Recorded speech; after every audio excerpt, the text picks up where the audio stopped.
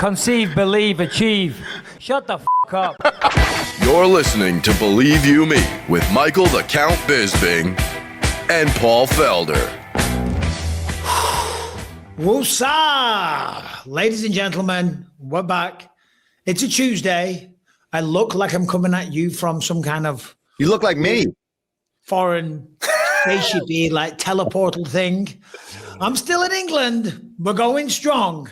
So yes, this is the best lighting situation. You would have loved the podcast if we played the first 5 minutes of me screaming and shouting and plugging light bulbs and all kinds of stuff. That's but anyway, for the blooper reel. Talk about. We got Mason Jones coming on, who had an amazing fight at the weekend. Israel Adesanya fights Joe Pyfer this weekend.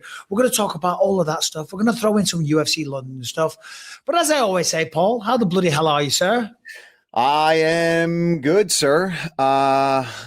I'm well rested from my trip back from London. Man, and you know, I know we're going to have Mason on, and I know we're going to talk all the good stuff that London had to offer, but boy, did we get some shit. And is the world split or what on what that situation was with Murphy and Evloev? Dude, at first I was like, oh, maybe me and Mike were way too heavy on Murphy. And I got real worried that maybe I didn't give justice to Evloev, but everyone's split. So it's like, we didn't do anything wrong. Everyone's like this. Bro, I looked at Twitter as I was heading back to the hotel. Yeah, me too. The amount of abuse was like mean shit too. Like we should be fired. We shouldn't call fights anymore. It's like, good God, man. I mean, I'm used to the abuse, right? I get it a lot, but this was tremendously high.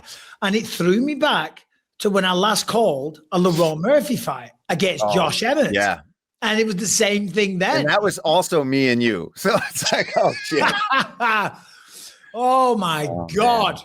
Listen, Mason Jones is backstage, so we don't want to keep him waiting. So let's get Mason on. Before we talk to Mason about his amazing fight at the weekend, I want to know his opinion. And what was your opinion? There we go. There is Mason. How are we? I'm good, bro. How you doing?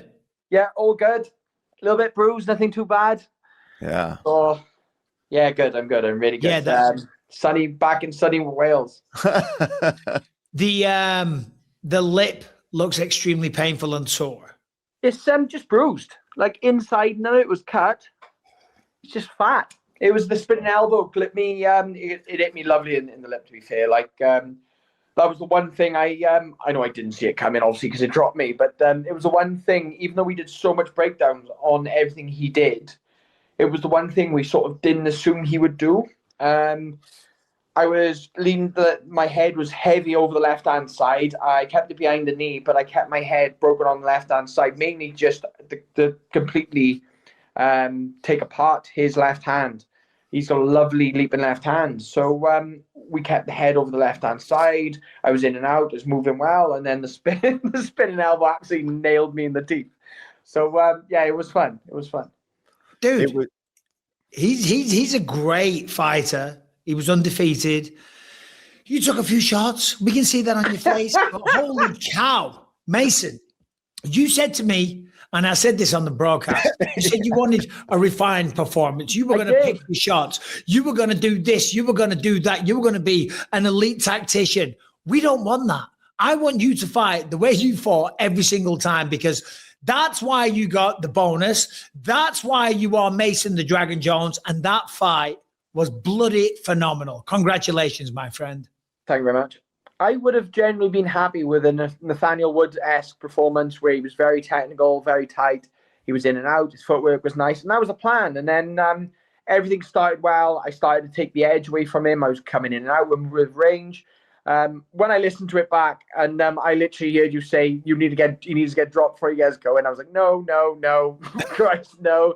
We're talking about a red herring. And I was dropped my hands a little bit on the way out, but this was more the spin elbow hit me on the way in, and that was the thing that really sort of it did change the tempo of the fight, because after that I cut him open, and I was really happy cutting him open.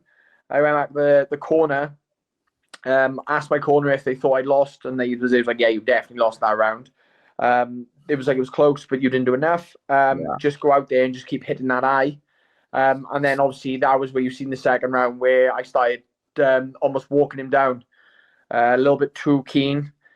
It wasn't until the third. I put this on Twitter. It wasn't until the third when I watched it back. The second round, I watched it with my head in my hands because it wasn't until the third I actually blocked the shot with my hands. I think I forgot you could actually block.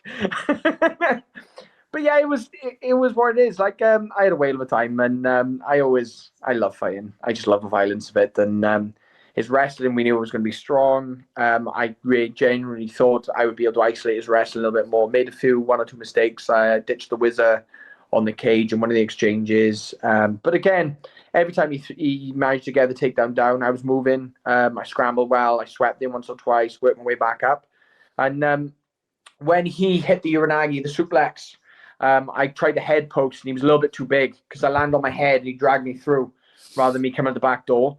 And as soon as we hit, I bumped him off, worked my way back up, and then kicked him in the body. And he just broke. I could tell he broke, especially after I kicked him in the head in the third. And in the wise words of my better half, if I put my hip through that kick, I probably would have knocked him out. Yeah. I was so worried about him catching that kick and him having that range and that reach advantage. And I didn't really want him to be wrestling with him too much where he's leaning on me. So I didn't want him to catch a kick, to rip that nice and high because he's already tall, and then to end up with him tying me down and then him having to work up. So I was more worried about rechambering that leg, and it worked out. Mason, how fucking big is that kid when you're in there with him? Because we were talking about it on the broadcast. Because, when he debuted, obviously he fought at 170 pounds. So that was the first time I saw him fight at lightweight in person. And I don't think of you as an undersized lightweight by any means, but holy shit, the kid is a big boy in there. So I walked at about 178 pounds, I think, fully dressed with a tracksuit and the whole jazz on. I was about 179, so I think I had about 2 pounds of clothes on, basically. So I think I was like 177 and a half, 178. I think he probably had about 3 or 4 pounds on me minimum, but he was just huge. He was just Yeah, he was a big old boy. He was a big old boy. You might have heard us a second ago, Mason. We're talking about the main event, and we're just getting, called every name under the sun. We're biased with this, with that, and all the rest of it. I'm assuming you watched the main event. Yes. How did you have it scored? And I just want to point this out. My sister-in-law is Welsh, and she hates the English with an absolute passion. Now, I don't know if you hate the English, but I'm saying that because whatever you say, I'm assuming you're not saying it because you're biased.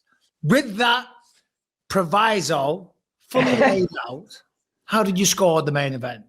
So I had it 2 rounds to Murphy and 3 rounds to Mosev, but there was the minus point. So so it should be a draw. But I think what people get carried away is people don't score things round by round. And I've had this argument with so many people. They'll be like, oh yeah, but the first rounds were going Leon's way, and then obviously the momentum switched, like, oh, Mosev won. But it doesn't score like that. You have to score it round by round.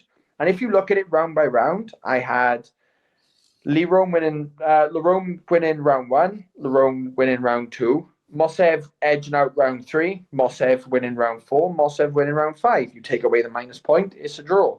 But I don't know. So I know you said about hating the English. I don't hate English people. I hate people full stop. I just hate full stop people. I don't I don't differentiate between nationalities and stuff. I just keep people as they are. But I hate idiots more than anything else, and the amount of idiots involved in sport. Oh God, dude. We, you might have heard a little bit. Me and Mike were saying we're getting just blasted by these people, and as an athlete, you know what it's like when you're in there, and it's kind of similar for us, Mason. Like when we're on the outside and we're watching you guys, we're involved and engaged in what's going on. And sometimes we get talking about one thing or the other.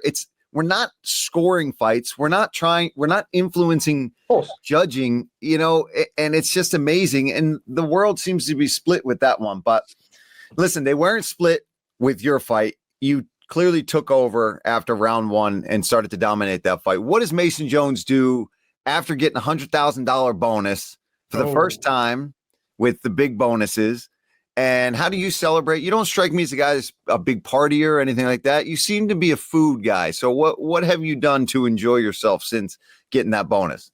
Right. So obviously the bonus takes 8 weeks. A lot of people don't know at home. Yeah. It takes 8 weeks to actually get paid. I remember seeing Lona at the hotel. I was talking to Lona and he's like, "Yeah, I'm still waiting for mine." I was like, well, it's a long old wait. when you don't need it, it's not. Because like I don't need the 100K this time. Like my purse was good. I managed to, the last fight, I managed to pay off a lot of the bills I had. I've got a little bit of bills of my camp to pay, but by the time I get my fight purse and stuff, we would have made money anyway. So it's nice to actually fight and make money before I hit the $100,000 bonus. I'm always, I don't know what you two gents like after fights, but I never sleep. I'm not a partier. I don't go out and drink. I haven't drunk in like 8 years, but we went to the hotel. My coaches were celebrating. You've seen the video where I was on the phone with my manager. And then while we were watching the stream, me going nuts. We stayed around for another hour. And then when people started to get a little bit rowdy, we did an Irish exit and slipped off. We went to the hotel. Mad ordered food. And we literally got into bed. I had a shower. We got another shower, got into bed and watched a bit of TV. And then when Mad started to fall asleep, literally give her a kiss, said, "Go on, get some sleep," turned her iPad off and we went to sleep. And I sat there and read until 5 a.m. And then 5 a.m. I ordered McDonald's breakfast. That turned up. I went and met some delivery driver outside at 5:30. Sausage and egg McMuffin. Double sausage and egg McMuffin. No muffin because obviously I can't eat the bread. Ash brown, so I had 2. And I brought it back in this paper bag. And when I was like wrangling the bag, I could see her staring. She was like, "Shit." So I went in the toilets in the pitch black and then 2 sausage and egg McMuffins while sat in the toilet with ash brown. That looks nice. That's Got a nice it vision. everywhere. Went back, sat in bed, started reading again, and then started to get tired at about 5:45. So I was like, right, I'm starting to get tired. The caffeine all and the adrenaline must be wearing off. I'll try and sleep. So I laid down, started to fall asleep, and then 7 o'clock, 7:30, she woke me back up, and we got up and went on with our day. So it was good. We went to Row for lunch, which was a place near the hotel. It was just opposite over the river. I'd read reviews on it because it is a foodie place. They're one of the top 100 restaurants in the UK.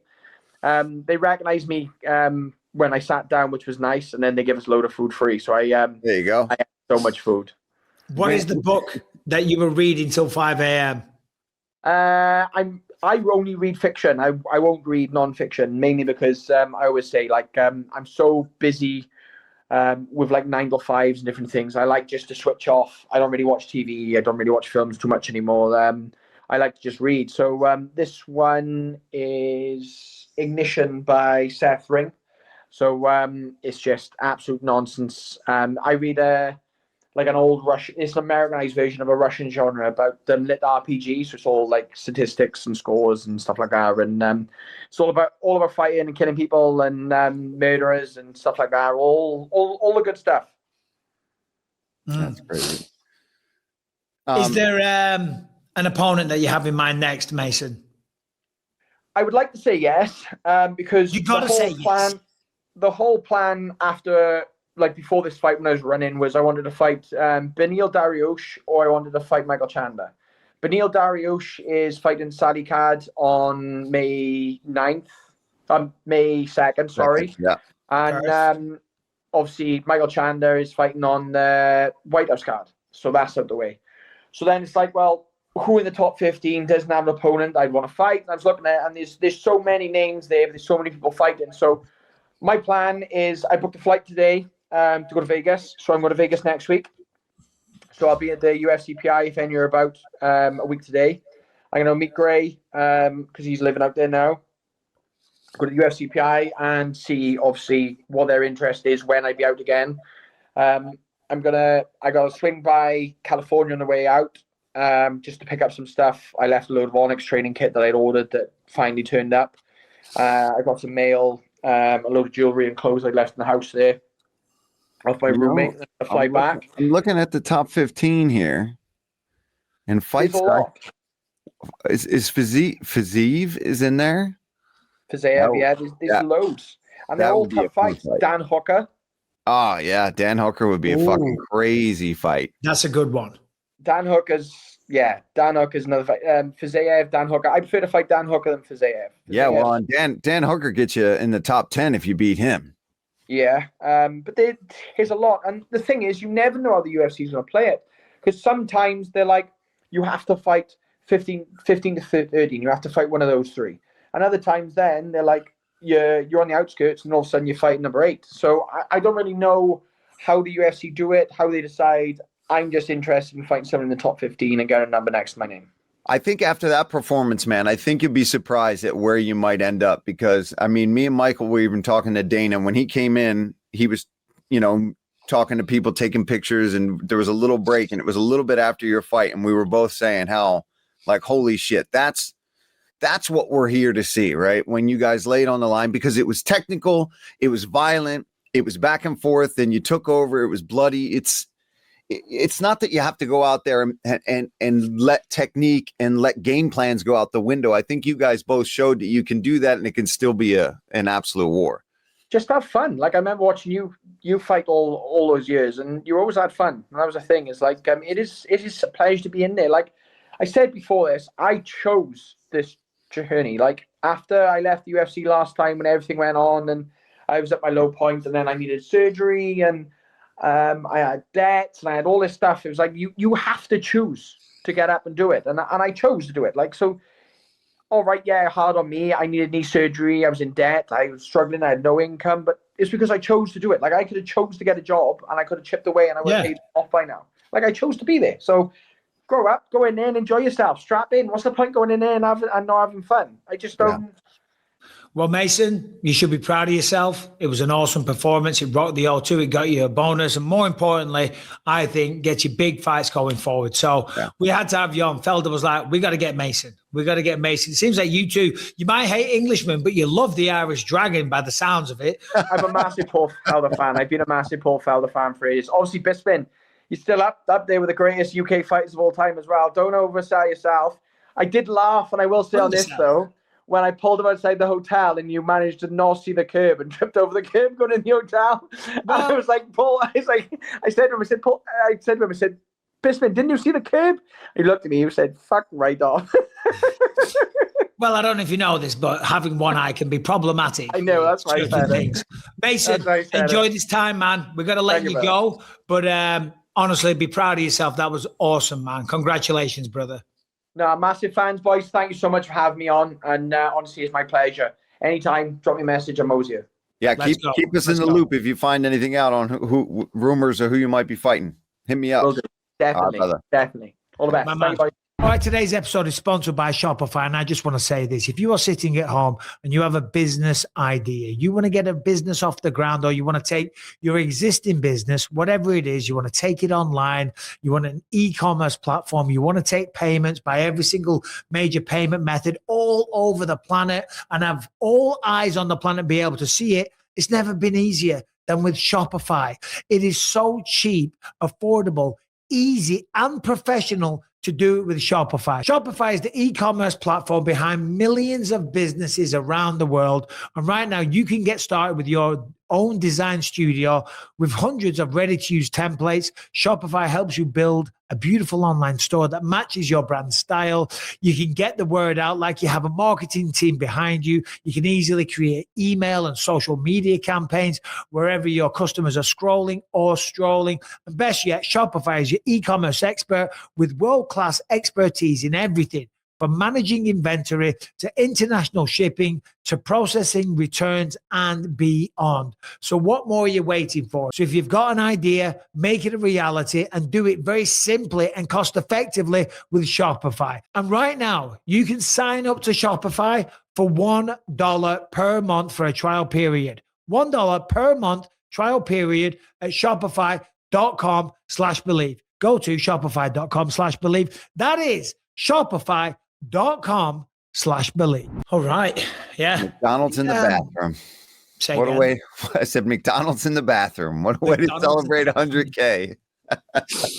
I wanted to ask, because he said the bonus takes 8 weeks. I'm not sure if that's the UFC delaying it, or I think what it might be, because I remember when I was living in England, and I would get paid in checks from America.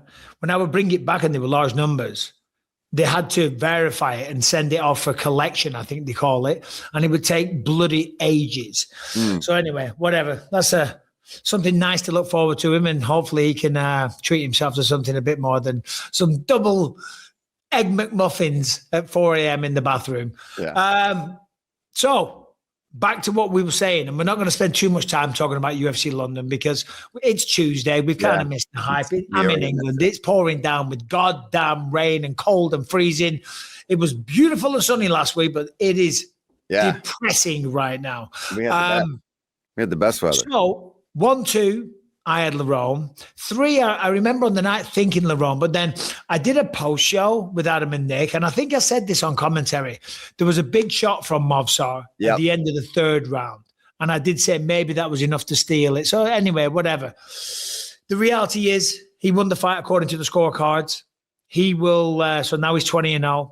And here's another thing as well. I think it was Teddy Atlas, or was it Teddy Atlas? I heard someone say this, and it's a really good point. If a fight's close, you want to look at both fighters at the end of the fight and say, which one would you rather be? And out of that fight, you'd rather be Movsar. Yeah. Yeah. Listen, I think if there's no point deduction, I think hands down, he won that fight 3 rounds to 2, where I was kind of worried for him. And ultimately, it worked out for him, because the judges gave it to him and they had him winning more rounds than we thought. And they were close rounds. I don't have a problem with it. What drives me nuts is that just the community now, and I think a lot of it has to do with that everyone's betting on these damn things, that if it doesn't seem like we're talking in their way, they just take it and get so pissed off. And it's like, I even talked to Zach about it too, because after the fight, I was asking, like, what did you think of that fight? This and that. And I said, I thought he won the first 2 rounds. And then the 3rd round, I thought was really close, but I can see how Movsar stole it in the end with that shot, just like we talked about on the broadcast. So I didn't let any of that shit after that, all the Twitter stuff bother me, because I also saw how split everyone was. Like, you got Aljamain on Murphy's side, you got Bilal, who's commenting about how, it was way more hands down for Evloev. And then you got everybody going back and forth. I'm like, well, if everybody's going back and forth like that, just goes to show you how close the damn fight was, and that you can't really complain either way. And like, we're not on Murphy because he's from the UK. And then people were bringing up the Muslim thing, and it's like, Lerone Murphy is Muslim himself, I'm pretty sure. Well, I have no idea about that. I know Michael. So it's like, I'm definitely not against Evloev because of any of that bullshit. Like, it's insane. I am never biased to English fighters. I like them. I admire them. I admire all fighters that step foot in the cage, and I wish them all the best. Yeah. You could honestly. I'm never biased. I just call it literally like I see it. Yeah. And but if I'm seeing it a certain way and you don't agree, maybe it is the betting. Yeah. Whatever. Who cares? We spoke about it. Hey, we're going to talk about this. I just want to say real quick. I'm disappointed in you, Mr. Felder. Why? I mean, I'll explain now. I want to say a big special shout out to everyone that came on the Bisping run Saturday morning. I put a little post out because I go on runs and I put a little thing out.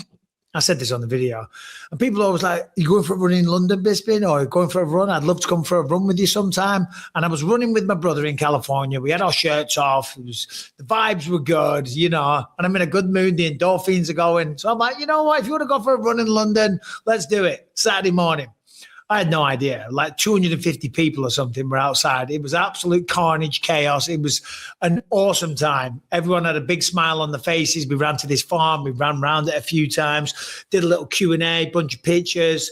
Melissa Mullins showed up. Obviously, her opponent missed weight by 8 pounds, so she came and did the run. Oh, nice. I didn't know she was there. Yeah, Nathan Fletcher was there. Yeah, it was great, man. It was great. So thank you to everyone that showed up. Paul Felder, Mr. I Run for a living, didn't show up. I'm biking for a living now. I might do another one in Perth. So, Paul, if you don't come to two in a row, I'll be there in Perth. if you don't come to Perth, yeah, we're going to have a serious issue. No, Perth I can do. Are we calling Perth together then? Yeah. Okay, good. We're calling Perth. Harrington, how the hell are you? Dude, I'm wonderful. I'm refreshed and rejuvenated. Back from whoa, what's up? What is the puff? No. Am I coming through the wrong speaker again? Me. I haven't stopped since London. I haven't stopped since I got off the plane. Oh God. It's sorry to hear that. It's you know. Where were you, Harrington? Mexico? I was in Los Cabos, Mexico. No cartels? No cartels down there, dude. There was quite a few. The cartel was the people trying to sell stuff on the beach because they will not stop, dude. It's constant. But other than that, it's clean sailing. It was a very fun time. Let me ask, did they offer you illicit substances? Were they trying to sell you cocaine? I mean, it was a lot of like it was dudes holding iguanas with sombreros on, be like, take a picture with the iguana. Weed, cocaine, marijuana, cocaine. With the iguana, marijuana, cocaine. Lure you in with the iguana. Oh yeah. Same thing when I went to Cabo, walking around every 5 seconds, you know. Dude, even in London, when I went to one of those little shops and I saw they had like the nicotine pouches that I really like and they had all the crazy flavors. So I stopped in. I was walking with Richie and a guy got in and I'm like buying them. And he's like, oh, cool. How many do you want? This and that. And he's like, you want weed, brother? You want some weed? Weed? I got gummies. I got really good gummies. I got vapes. You want vapes? I was like, I'm good with the pouches, dude. I'm good with the pouches for now. I'm going to buy some London street weed from some little bodega shop. Yeah. No, not a good choice. Not a very good choice. Is there any big breaking news that we need to get to? Obviously, we've got Israel Adesanya fighting this weekend. We're going to talk about that card. Paul will be leaving tomorrow, I'm assuming, Paul? What's today? Monday? Tuesday. I leave Thursday morning because I'm working the desk. So I get to go a day later. Yeah. Okay. Because when I said to do it today, I was like, crap, Paul might be traveling. No. Yeah, I don't have to go as early just because I'm doing the desk. So I get there, I leave early. Now I'm worried about leaving tomorrow because this is the first trip with all the TSA stuff going on in Philly that I'm leaving like prime time morning flight. I'm like, oh my God, do my flight's at 7 a.m. So that's probably prime time for TSA to be backed up. I'm nervous. Anytime you go in the morning, it's always a pain in the ass. Yeah. Morning flights are a nightmare. Got to give a quick shout out, though, before we move off London. Iwo Baranowski. Keep an eye on that name. He's unbelievable, man. I mean, Austin Lane coming down from heavyweight, it affects your ability to take a shot. But even still, 28 seconds or whatever it was, right hand, left hook, done. He's got the touch of death. He's got the dim mock. The dim mock. He really does, though. It's insane, man. He's got crazy power. So we'll be seeing him. What else did we have? I'm just looking at the fight card. McElveen and Page. Yeah, a bit of a sleeper versus Patterson. Yeah, and that was on both guys, to be fair, right? Yeah. You know, I know MVP came out and he kind of was critical of Sam for not engaging. And it's like, I know, but at what point do you then have to engage? Because nobody wants to engage with you because of your style. You're one of the best counter strikers out there. I don't know, man. That's a tricky spot to be in for both guys. That was a real shit fight to be fair, but I get it. You know, you're waiting for somebody to engage you and they don't want to. Sam wasn't very aggressive either. Well, he runs the risk. I did a video on this, so I won't talk about it too much because people might have seen it, but he looks for that one shot, the flying knee, the spinning elbow, whatever it is. So he's very patient and calculated, and typically he catches people as they're rushing him. But he was waiting to deliver something spectacular. The risk with that style is that if you don't deliver something spectacular, it's boring. You can have 50, because people are going, and then, wow, oh my God. You know, but if you don't get that, then you get that, what we just saw. Anyway, Movsar, what was I was going to say Orban Elliott. Mason, what was he called in Movsar? Mosev? Oh, was he? I didn't even know this. Mosev or something. So obviously, that's supposed to be a number one contender matchup. But I saw Jean Silva He was there all week and he was vibing out. He was having a good time. At one point, I saw him in front of the elevators, which is right in the hotel lobby, as you know. Yeah. Just dancing by himself. Yeah. He was just that. I'm like, you good there, Sean? Yeah, it's good, brother. And Dana didn't come right out and say that that's the next one in line. He told me I'm fighting for the belt next. Now you never know with Jean because he's a wild guy. He's a little off the wall, so to speak. So I don't know if he was just like saying it to say it. Just a little bit. He's always super nice, though. I like him. Every time I see him, I say hi to him. He's always really nice. He is nuts, though. I mean, he is nuts. And he is thick because we had a little wrestle in the lobby. Yeah, dude, he looks like a little pummel. And Jesus Christ, man, he was strong as hell. He was strong as hell. So you're not commentating. So you can make actually a prediction on the Izzy fight because I thought that was going to have to be me doing all the heavy lifting. There's been rumors floating around that Arman Saruki might go down to 145. I spoke to him on the Jackson podcast. He talked about that there. He said if he doesn't get a title fight at 155, then he'll consider it because he wants to be a champion. Did he put a tweet out or something?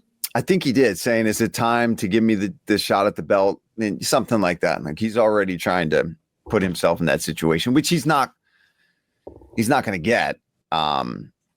But I'm just curious what he walks around at when he's fighting at 155 that he thinks he can make. I know he's not a tall guy, but he's definitely a muscled up mother effer. Well, he is. I'm just moving the camera a little bit close to me so I can match you and we look perfect, even though I'm a little, what's it called? I look like I've got jaundice. Yeah. I'm very yellow. You're a little yellow. All right, today's episode is sponsored by Fume, which is a flavored air device designed to help people quit vaping and smoking by breaking the hand-to-mouth pattern. It's simple, natural, and honestly, it's kind of genius. No nicotine, no batteries, no vapor, just a weighted, twisty, fidget-friendly tool that gives your hands something better to reach for when cravings show up. Now, most attempts to quit fail for one reason. They try and remove the habit without replacing it. Fume is the replacement, a flavored air fidget device that lets you satisfy the urge to reach for something without nicotine, vapor, or batteries. Just clean, natural vapors and a fidget-friendly design that feels good to you. So don't just try to quit, upgrade the habit loop, reach for Fume instead. Now, of course, it's January, New Year's resolution. I'm going to stop smoking. Easy on day one. Then the cravings hit. By day 5, you're back to your old habits. Well, not with Fume. Fume are here to help interrupt the old pattern. And of course, lots of flavors, the crisp mint, the peach blush, or the gingerbread, amongst many others. And right now, when you grab a journey back, you also get a free gift just for using the code BELIEVE. Fume has helped over 700,000 people take steps towards better habits, and now it's your turn. Use the code BELIEVE to get a free gift with the Journey Pack. Head to tryfume.com. That's tryfume, TRYFUM.com. Use the code BELIEVE to claim your free gift today. Harrington, what have we got news-wise? Or should we just get into Izzy? Oh, I mean, it's up to you. I think I don't know. I mean, the rumor swirling that McGregor might be coming back for International Fight Week. He says that it's against a former BMF. So, you know, the list is short of possible opponents at 170. And then a couple of big fight bookings too. Yeah, but hold on. You think Masvidal is coming back for that Conor fight? Hold on. On that Harrington, stay there. Because you put something else in the notes about a quote from Dana and Nate Diaz, right? Just give me the color on that, please. Okay, so Dana says that he did meet with Nate before he signed on to fight Mike Perry on the MVP card. You know, they talked back and forth. He said that Nate was given an offer he couldn't refuse, and he wishes him well. Yeah. So Dana and Diaz met. Diaz says he was given an offer that he couldn't refuse, said no to the UFC. Dana wished him well. Yeah, that is the quote that I have here. Because I don't know who said it, but there was someone talking. It wasn't anyone official, but someone was saying, "Oh yeah, Diaz versus McGregor 3 is going to happen." And then I saw the booking against Mike Perry, and I'm like, sounds like they were trying to make it happen. Well. But Masvidal was on with us, remember? And he was really trying to push for getting that fight with Conor on the White House card. But we know that they're not trying to get Conor on the White House. They need to sell tickets with Conor. They're not trying to get, they're strategic on who's going to be on the White House card because of all the stuff that they've already got to put into it to make that event happen. Conor versus Masvidal, he's a former BMF, and Masvidal was saying they were getting close and he felt good about that fight happening. Well, that would make complete effing sense for him to fight. If it's at 170, like we're talking about, it wouldn't be Max, right? That was another one I was thinking, but Max is not big enough barely for 155, yet alone 170. Is it Harrington? Do you need something? I was just going to give a little color on the Masvidal situation. Masvidal says that he too got an offer for the MVP card, says that he got an offer before Nate Diaz even did. He went to the UFC to discuss it. He said the UFC has a plan for him that he believes in, that he wants to stick to, and it's too good for him to pass up. So he is going to stick. He is going to make his UFC return. Conor Masvidal, International Fight Week. Yeah, but that's what it sounds like now. With that last tidbit from Harrington. I wasn't trying to kick you off, Harrington, but there seems to be something going on. I mean, I'm looking yellow. It's not my best week in terms of technical setup, but there was some kind of blemishing going on with your thing. I'm like, we can't have 2 out of 3 looking all messed up. So unless you got something good, get out of here, bro. Conor versus Masvidal, I like it. I like it. Yeah. He did call out Max Holloway. Pardon me. Max Holloway has been calling him out. Yeah. I would like that one as well. Yeah, I'd like that one too, but I'd like that one at, not that it matters. I mean, Conor's a true 55er himself, and Max is really a betweener and probably now really more of a 55er himself. But I just don't think Conor wants to cut the weight. I don't think he wants to cut the weight. And if he wants to fight at 70, like he's saying, he even said he would like to fight at 185 and cut 0 weight. Let's be honest. Conor doesn't need to cut weight. Conor doesn't need to cut weight. Conor could just say, I'm going to fight at 170. Give me someone that is around that weight, or a 155er, or even not a welterweight, but, someone like that. And they'll come up to fight Conor, because everyone's going to want to take that, because regardless of, it's crazy. His last fight against Dustin Poirier was 2021. That's 5 years ago. Yeah. 5 years, right? Yeah. So... And it's wild because, yes, the sport's moved on, of course, but you can't pretend that he didn't come in and just absolutely shake things up and take over the sport, because he did. So there's a lot of people clamoring to see him. There's a lot of intrigue to see if he's still got it, if he's still the same person. Can he come back? Can he reclaim his greatness and all the rest of it? So there's a lot of intrigue there, So, I'm interested. Masvidal. It's been 5 years, and I'll be honest, I'll tune in. I want to watch it. I want to see, can he come back and look anywhere near as good? I don't think so, but I think the fight makes sense with Masvidal. He hasn't fought in the UFC in years. Conor's been out for years. I think Masvidal, though, has been in touch with it a whole lot more, and just around the game. He's still at ATT working with all the guys, helping people out. He's had boxing fights. He's had other things. Yeah, I don't know how well it will go. That's a Conor, tricky one, man, against Masvidal. I mean, look what he did to Darren Till in London. Remember that knockout there? He had a sick boxing fight against Nate Diaz at the Honda Center in Anaheim. Pretty well rounded, man. Like, he can mix it up. Like, the dude's pretty good everywhere. Yeah. So, all right, okay. So Israel Adesanya is back in action. We spoke to Joe Pyfer. When was that? Last week, I think. Something like that. Joe. Yeah. He's doing well. He's on a tear. He's got crazy power. He's found God. And he's got a big opportunity against Israel Adesanya. Izzy, he's lost 4 out of 5. He's coming towards the end of his career. Still feels like he's got it. He wants to show the world he's still got it. He's still a viable contender.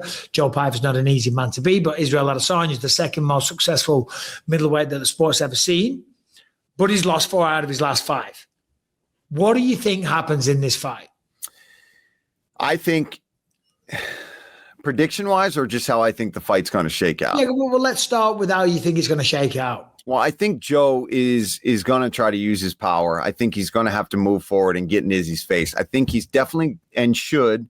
And I haven't talked to the coaches, and obviously we didn't even talk much strategy with Joe. He had a lot of other stuff to talk about last week. I think if he's mixing in wrestling, at least just to keep Izzy where he wants him, even if he's not successful over and over with it, I think it's going to open opportunities for him to be close and land big shots and get away from that range that Adesanya presents and the countering that he presents. And for Izzy, he has got to do everything he can to stay in the center of that octagon and use those counters that he's got. He's got to slip and rip like he did against Costa, like he did against Whittaker. That's when I think he was at his best. Even moments against Gastelum where when he was countering and being smooth and feinting and drawing guys in, that's when he's at his best. And I think if he can do that to Pyfer, make him swing and miss real big, it opens up massive opportunities for Izzy. And use that front kick that he's got, man. He's nasty with that. I expect to see some leg kicks and shit from him too. And stay off the freaking fence. Izzy's got to stay off the fence. I'm just looking at the rankings as you were chatting there. It's wild. Where is Israel Adesanya on the rankings? He's got to be up there, right? Well, I mean, I'm blind. Oh, yeah, there he is, number 4. It's not bad, actually. As I say, as Mason Jones like to point out, show him tripping over a curb. I don't recall that, to be quite honest. But I'm sure I did it. So Izzy, yeah, I mean, I guess because he only lost to the best, Dricus, Imavov, Strickland. Pereira. Yeah. Who else? Oh, Strickland, yeah. I mean, Pyfer's going to look to knock him out, of course. I don't think Pyfer is as slick as Nasruddin. No. In fact, he's not. He's not. I think he's got more raw power. Yeah. I think he wrestles maybe offensively better when he wants to, which we don't see much from Pyfer either. But it's there. Trust me. I've seen him training, and I know who he's training with. He's got good wrestling when he wants it. But yeah, power-wise, he's got it. But as far as just pure boxing slickness, I don't think there's anybody in the middleweight division that rivals Imavov right now. Oh, no, just all round, you mean? Yeah, and just his boxing skills and his speed. He's the best in the middleweight division right now. I know Strickland's got his own unique style of boxing, but pure just boxing with power and speed, it's Imavov. Strickland's got very effective striking. Boxing, let's call it that, and teeps. He's got a beautiful jab. He puts the combinations together well when he has his opponent hurt. But yeah, nothing like Imavov. Imavov's got like ridiculously slick, smooth, fast combinations, in and out footwork. Yeah, you know, he is phenomenal. Talented. Yeah. Pyfer hasn't got that. No. But he's like got that Dan Henderson power. He's just he does, man. He's got the I'm telling you, I've gone with him where he's probably doing like 20-30% power, and I fucking saw stars every time he touched me. He's got it without trying. You know what I mean? He's one of those guys. We've all trained with one of those guys that, yeah, he's got skills, but when he hits you, you're just like, good God. Like you were just blessed with that gift of power. Now, where I worry for Joe a little bit, and again, as a Philly guy, obviously think he's going to win.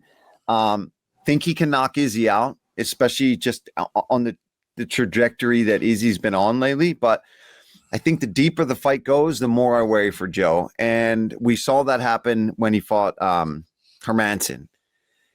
With that power, with the wrestling, with that throwing big with everything you have, things slow down. Izzy is used to 5-round long championship fights. It's in his DNA now. I know he's not been doing great lately, but he is used to being a main event fighter. He's used to digging deep later on in rounds and still having that power and technique. So I think the further the fight goes, the more I would start to lean towards Adesanya getting it done. I think if Joe gets it done, it's going to be early in the first 2 or 3 rounds, especially the second round. Yeah, 100%. If Pyfer can get it done, it'll be a knockout. It'll be early. The problem is, to your point, when you're swinging with everything, when you're looking for the knockout, when you believe you can do it, when the whole game plan's been wrestle a little, because this is what it'll be. Wrestle a little bit, push him up against the fence, look to take him down. Then when you get him thinking about the wrestling, boom, then look for the knockout. That'll probably be some formulation of the game plan. But if he swings and he doesn't get it, and then he starts getting tired, and the fight's going longer and longer, then a little bit of frustration and a little bit of doubt starts to creep in. Yep. Pyfer's been a guy that's been very honest. He's an emotional guy. Yeah. You know what I'm saying? Which I respect. I respect his honesty. I respect the fact that he wears his heart on his sleeve. You know, he's a real dude. But that can cost you in fights. And Izzy is as calm as they come. And he's also a very proud man. You got to remember, losing 4 out of 5. Yeah, he's hungry, bro. He's hungry. Yeah. He's hungry. For some reason, people always think that I glaze Israel Adesanya. I don't. But you've got to bloody... How can you not give the guy his credit, right? Yeah. He always impressed me. I mean, he got knocked out against... he got stopped by Alex Pereira. And when he was on that crazy run, he was fighting very frequently. And he came straight back about 4 or 5 months later, didn't take a tune-up fight, didn't try and get his mojo back or any of that carry on. Yep. Stepped back in there and put him to sleep in the second round. Did it better than Pereira did to him in the first fight. You know what I mean? The bow and arrows. Yeah. Yeah, I'm telling you, man. And where he's so dangerous is as you start to fade, as those shots start to get labored and you start giving him openings. Look at what he did to Brunson back in the day. I mean, fuck. And that's a guy who's a stud wrestler and puts a lot of pressure. And as he slowed down, just started styling on him. That's where I think he can have success, is take his time, let Joe really push him. But can he get out of those early rounds? I'm smiling because you just said, look at what he did to Brunson. And then I was reminded of a tweet that was doing the rounds. And it was, look at what Izzy did to Paulo Costa after he beat him. Yeah. And we all know what he did. Raw dogged him. He did what? Raw dogged him. He humped him. He dry humped him. Oh, that's going to be the most insulting thing ever. Oh, man. As you're like knocked out, recovering on the floor, and somebody's behind you, just, oh my God. We'd be fighting again. I would have to go and see that guy backstage and have a very That's serious... what I mean. We're fighting again. Yeah, we're fighting 100%, bro. You ain't doing that to me on TV. And I might lose the second one, but I'm at least going and trying to redeem myself. I'm bringing a bat. All right, this episode is sponsored by Underdog. Right now, the big basketball tournament is underway. And if you want to make some money, I'm telling you, Underdog is the way to do it, because playing on Underdog is easy. You just pick whether your favorite players will go higher or lower and start like points, rebounds, steals, and more. Check this. Get your picks right, and you could win up to 5,000 times your cash. Now, there's a variety of ways to play this. There's originals and there's ladders. On ladders, you make 3 to 5 picks and progressively win more based on how well each pick performs. Win a little on a decent night and a lot on a great night, up to 250 times your money. Each pick has 3 rungs to hit. All of your picks have to hit a rung to get that payout. The streaks, each streak starts by making 2 picks. If both picks are correct, the next pick for the streak becomes available. Get 11 correct and the prize is yours. So as I say, all you got to do is say, will such and such a player get more or less in a variety of different things like points, rebounds, steals, etc. Download the Underdog app today. Use the promo code BYM to score $50 in bonus entries when you play just your first $5. That is promo code BYM.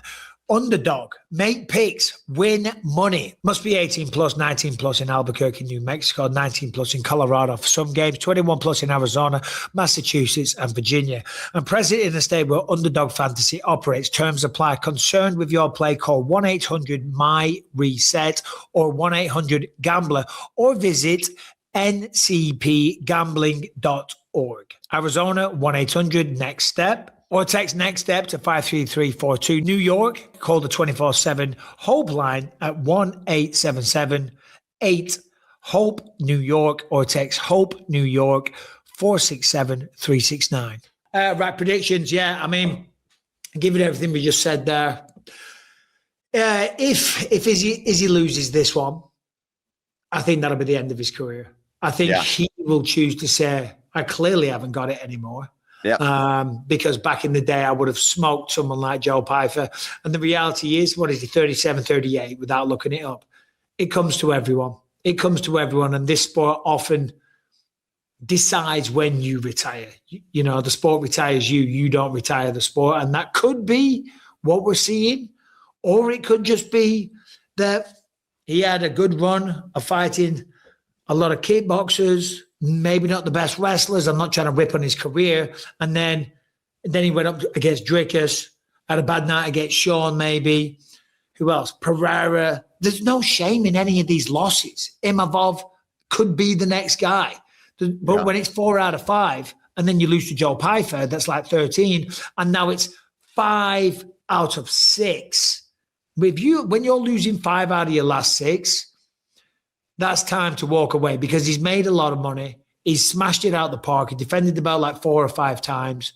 He's talking about going off and becoming a DJ next. So he's already kind of got his next path kind of carved out. I think if he loses this one, I think he retires from the sport. But my official prediction is Israel Adesanya via decision. He will win the fight. I agree with all of that, except Joe Pyfer, KO, round 2. Well, you've got to say that. I do. And you can't not say that. Yeah, come on. I'm not going to pick against Joe. And I truly do feel if he can make sure to leave the emotions, to leave everything that the journey he's on now and whatever he's dealing with all by the wayside and focus on the task at hand, I think that he does have the skills and the power to beat Izzy. But I agree. I can see exactly that happening, Michael, like you're talking about. Whereas if Izzy starts to get his rhythm, he's coming in shape. He wants to, if this is close to the end, which we both agree it is, and I think Izzy would admit that it is, even if this isn't the last one, especially if he gets a win. I think it's fun fights for him here from now on out. I don't think he's trying to get to any belt. I think he's trying to enjoy what time he has left in the octagon, similar to where Whittaker is in his career, right? He's not done. He wants to have some fun ones, but, bro, he just got announced. Well, I know that he said that he's fighting in Abu Dhabi, right? He's going up to light heavyweight. I hope it's not going to be in Abu Dhabi. And then Magomed Ankalaev was like, he's just got matched up. Yeah. Robert Whittaker, is he going to be fighting Magomed Ankalaev? No, I don't know if that's a good fight for Robert. Not saying I'm not doubting him or anything like that. I just saw Ankalaev it. Is gigantic. Robert fought at 170. I'm not saying he can't do it, but I'm like, bro, you dip your toe in the light heavyweight division and go for That's not the guy to be dipping your toe in against. Yeah, I don't think that's who it is. I saw something else. Let me see if it's on his Harrington. Do you know who it is? Did you see the announcement? Or am I out of my mind? No. So I just saw that he's going to be fighting in July at light heavy. I'm looking for anything that he might have put out now. Oh, good, buddy. Oh, good. But I do see what you're talking about, Michael. Yeah, I mean, there's Whittaker and Ankalaev being poked about. I mean, it's a relevant fight if he wants to go off and try and become a champion at light heavyweight. That's a relevant fight. And I'm sure there's not too many people in the light heavyweight division that are queuing up to take on someone like Magomed Ankalaev. And let's be honest, if that is the matchup, he did very well against Joe Romero. I mean, he beat him. You know what I mean? So he can stop wrestlers. And Ankalaev isn't even that wrestler guy anyway. He's more of a striker, and he's huge. He's massive, man. He's a big dude. Anyway, fair play. The ball's on Whittaker. So, did you like London, Paul? Yeah. Did you have a good time? I did. Did you see the news of Chuck Norris passing away? I did, yeah. Yeah. R.I.P. to Chuck, man. What's your favorite Chuck Norris meme? No. Oh, I don't know, but some of the Chuck Norris jokes are some of the best in the world. I wish I had some off the top of my head, but the one that always sticks out is Chuck Norris doesn't do push-ups. He pushes the earth down. Yeah, it's all that kind of stuff in it. Did you guys know Did you guys know Chuck Norris's tears could cure cancer? I Too did bad. hear that. He's He never doesn't cried. There you go. Give me some more. Give me some more. Just chat GPT some more because they are good. They are good. Yeah, the Chuck Norris jokes are good. I mean, fair play. Fair play. He lived a good life. Absolute legend. I think he was in his mid-80s. Holy, can you hear that coming through the microphone? Because it is piercing down hard. Yeah, I can. That is, You know what? Funny story about hearing rain. The other day, I go to my mom's, right? And somebody had made my mom some pot cookies to try to help her get an appetite and do all that stuff. Obviously, she's going through chemo and all that. And she's like, you can have one. I don't really need them. I only need a little bit. So I ate one of these cookies yesterday. And I come back from visiting my mom and I'm hanging out and the girls are all going to bed and I'm in the kitchen and I'm like, oh, fuck, it's pouring out. It sounds like it's pouring. And Christine is at like an HOA meeting doing, they're going over stuff for the homeowners association. And I'm texting her. I'm like, babe, is it fucking pouring outside? I can hear it. She's like, it's literally not raining at all, Paul. She's like, are you standing by the dishwasher? And I look over and it's the dishwasher running. And I was a little bit stoned and I thought it was pouring rain. And then I was like, oh God, that cookie was way stronger than I thought. Maybe a little too much for mom. Maybe too much for no. I mean, she would only need about a bite of that cookie, and she'd be. So I was just a few minutes late for the podcast today because I'm in Clitheroe. Came up north after London, see some family. Obviously, my dad almost passed away. I had a great night with my dad Sunday night and his brother, my Uncle Dom and stuff. Saw some family. Came up here, took my mum out for some food earlier. She struggles to get about. She's just on crutches and can't walk. And I was like, Mum, come on, we got to go. We got the podcast. My God, it was taking bloody forever. But it's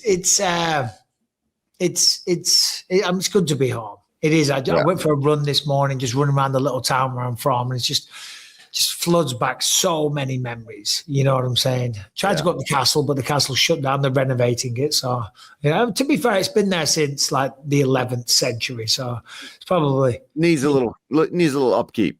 Needs a little upkeep. And in fact, it is up the keep. It's the castle keep that they're renovating.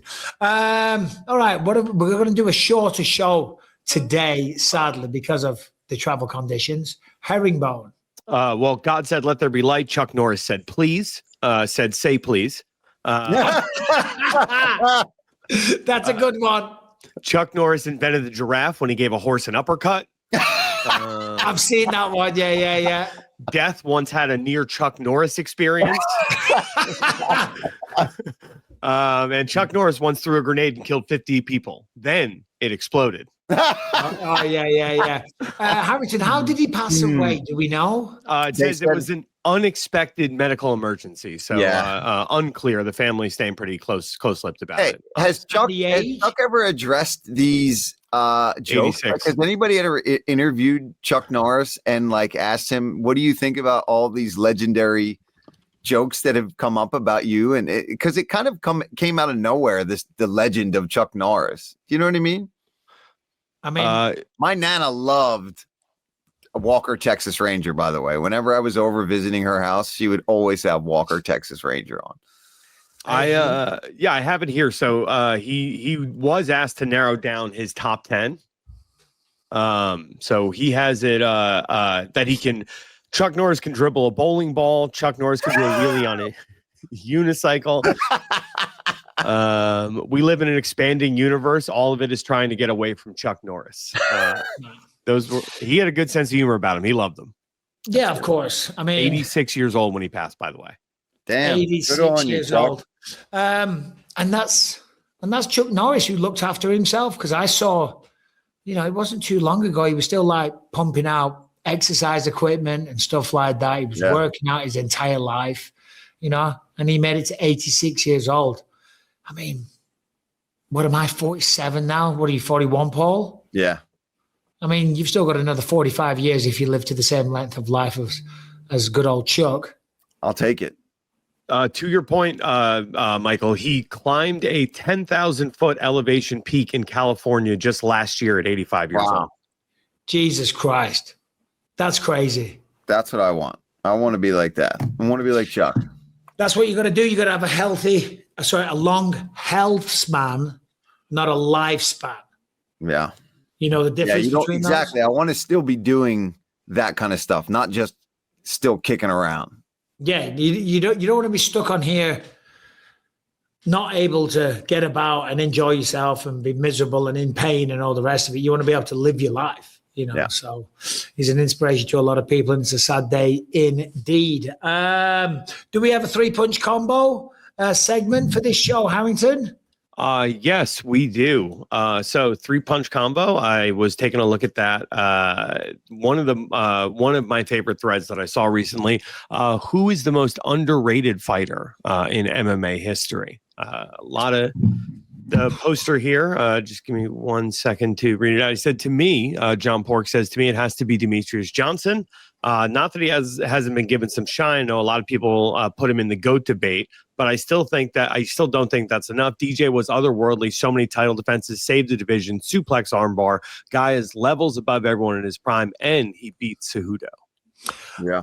I disagree with that. I don't think Henry. I don't mean the most underrated. I just mean as a general take. I think even still to this day, because DJ has done such a great job in his second career as like a streamer and a podcaster and all the rest of it, he's still very relevant in the sport today. People know who he is. I think anyone with an ounce of intelligence on the sport know the level, the skill, the intelligence, the IQ, the performances, the unbelievable amount of title defenses. I think Dimitri, maybe at the time when he was competing at the time, because flyweight division didn't have the attention that it does now. You know what I'm saying? It kind of went under the radar a little bit, maybe at the time a little, but I don't think so now. I think some people might have him as one of the greatest of all time, and he is one of the greatest of all time. So I don't think he's necessarily underrated. Yeah. I'm trying to think. No, me too, man. Who's some underrated guys? If only I wasn't eating a pretty bad chicken and leek pie from the pub. Took my mum to the pub, got a chicken and leek pie with chips, mushy peas and gravy. The pie was overcooked. The pastry was dry. The chips were terrible. So if I wasn't doing that and enjoying this very mid pie, I would have looked at the notes and I would have been more prepared. But yeah, I had a shitty pie to eat, so I'm going to do it now while you. Why don't I can give you a couple answers from this 3PC forum if you like. Triangle Kid said Matt Brown. Really like that one. You know what's funny? That was the first thing that came to my mind was Matt Brown, because I was just thinking that. I'm like, that was a guy I loved to freaking watch. Would you say Frankie Edgar was ever underappreciated? Because the things he did, and we kind of forget the big guys that he fought at 155 pounds. Frankie's really was never, ever even close to being 155er. And he did the things he did. I think Frankie would be one of my guys that I would say, because he ended bad. So he had like a lot of losses towards the end. So I think he's underappreciated for what he achieved in his prime. 100%. I mean, he took the belt off BJ Penn when BJ Penn was still BJ Penn. You know what I mean? That's he did like what TJ Dillashaw did before TJ Dillashaw did it against Burrell, right? Everyone counted them out. Frankie was counted out bad in that first fight. AI overview starts with Frankie Edgar. It has Jim Miller on there. I think Jim Miller's under. It's got me on there. Bastards. It's got Edson Barboza, Chad Mendes, Joseph Benavidez. I mean, he was ridiculously high level. Damian Maia, Henan Barral, but that's AI. Who gives a goddamn?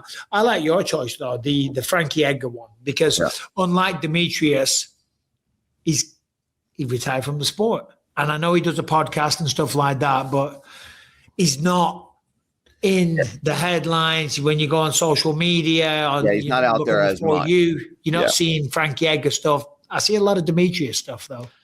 So Dean Thomas actually gave a pretty good answer to this one. Somebody who I rarely ever hear talked about, TJ Grant. If you remember, he won that title eliminator against Gray Maynard, was supposed to fight for the belt, and then injuries just took him right out of the sport. Yeah, he was good in his time, but still. Yeah. Yeah, I remember him. I'm sorry, he doesn't get the nod over Frankie Edgar. He might be the most underrated, and this might be the most underrated podcast and the most under-delivering episode, because we apologize, because I am tired, I'm busy, I'm confused, I'm dazed, I'm jet-lagged. Dazed and confused. You know what's funny? You know what I did today? This is interesting. I was seeing a clip. Matthew McConaughey was on, I don't know if it was Bert Kreischer's podcast or his podcast or whatever, but I thought, I fucking love Matthew McConaughey. Oh, me too. I think he's a great dude. I inboxed him on Instagram. It will never get read. It will probably never get responded to, but I said a bunch of complimentary things. And I said to him, I don't think you'll ever see this, but I'm trying to get him on the podcast. Were you under effect of your mother's gummy? No, this was today. That would have been funnier though if it was when I was high. But yeah, I was like, hey, I think you're a great guy. I think you're a fantastic actor and just a down-to-earth human. And you probably never see this, but I'm on a podcast with Michael Bisping, former UFC champion. We're both color commentators. We do a podcast, and you would really make our podcast awesome if you would come on and do an interview. So we'll see if he ever responds. Oh, I was going to say, holy shit. We got Matthew McConaughey. No, but that would be fucking sick, dude. That would be sick. I'm checking now. Let's see. Did he respond? He probably didn't even see it yet. I'll tell you. Whilst you check up on that. We're still left on red. We're still left on unread. We're not. Listen, I used to like him, but he's gone big time these days. Won't even look at his bloody DMs and respond to Felder. Come on, McConaughey. We got to tag him in this. We got to tag him in this one. So I'll say this. Maybe I don't know shit about MMA. Maybe you don't know shit about MMA either, Paul, because I don't think I do anymore. Saturday night, Dana very nicely said, do you want to meet Noel Gallagher from Oasis? And I effing love Oasis. And I'm like, yeah, of course. So brings me over. Noel Gallagher was cool as hell. He was like, because he's like, oh, Bisping, this is the boy. And we had like a real great interaction. I had no idea he knew who I was or that watched UFC or whatever. He's telling me that him and his boys, who were like, young men, they're obsessed with it. They watch it all the time. They were all there. I said hi to everyone, got a picture with them all and stuff. At the end of the fight, when I was going in to interview the winner, they were like, what do you think, Mike?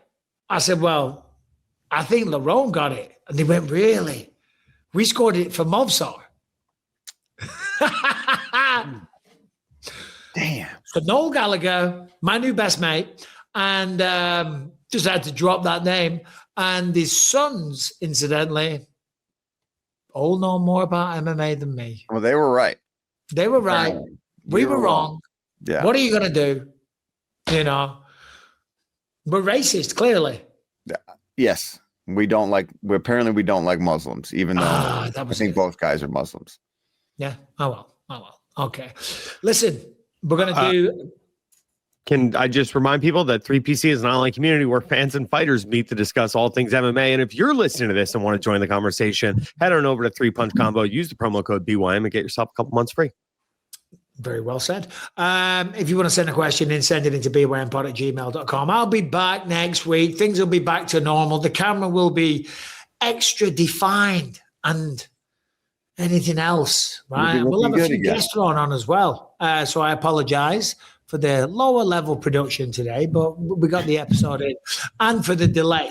But if you have a question, send it into bympod@gmail.com. Do us a favor, like the video, leave a comment, subscribe, all that carry on. We're trying to grow the pod, and hopefully soon, Paul, 2 eps a week. Yeah. Hopefully. With Matthew McConaughey. Yeah, that's all we need. Matthew McConaughey. That'll be my new thing. Matthew McConaughey impression. That'll be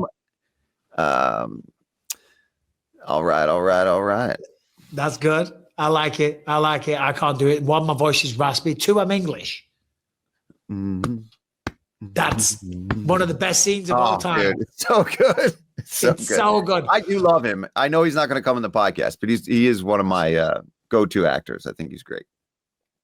I'm just trying to think Who have I DM'd randomly like that?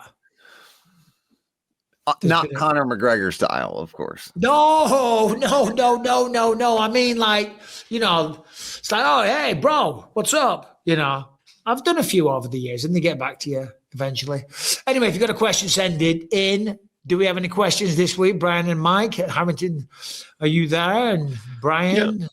Yeah. We're here. No good questions this week. So sorry to all the people who sent them in. That's on you. Do better. But yeah, send them in. bympod@gmail.com. That's what Harrington said. Okay, listen, I'm gonna go spend some time with my mom. Yeah, she's and my dad. My dad almost passed away. My mom, bless her. It's so heartbreaking. Like, just she's not gonna watch this. You know, she can't walk. She's got one leg that works, and just doing anything is just incredibly difficult. You know what I'm saying? I have home help that goes around to her house multiple times per week. She can't bloody do anything for herself, you know. And then I'm on the other side of the bloody country as well, world. So you feel like an arsehole, you know. But anyway, Paul, enjoy Seattle. Thank you. Seattle's a very woke city. It is. It is. It's okay. I can blend between all worlds. I hope there's no more piles of human poop on the ground. There was a lot of piles of human poop on the ground the last time I was there. That's never good. It was definitely not dog poop. It was definitely. I saw a video. They've started putting up signs of that in England. No pooping on the ground. No human defecating in public places. Yeah, you should think you don't have to put a sign up. One would assume you don't need to put that sign up. I figured it. Seattle. There's a lot of face masks. Yeah. There's a lot of face masks in Seattle. Yeah. I did get asked if I was pregnant when I was checking into the hotel. In Seattle. Yeah, I did. Yeah. I was like, no, I'm not. No, but we're going to ask. I'm like, all right, okay. I guess anything's possible. You know, if you conceive, believe and achieve. That's right. I mean, there it is. All right, guys. See you back at the regular time next Monday. Apologies for the delay. Enjoy your week. All the best.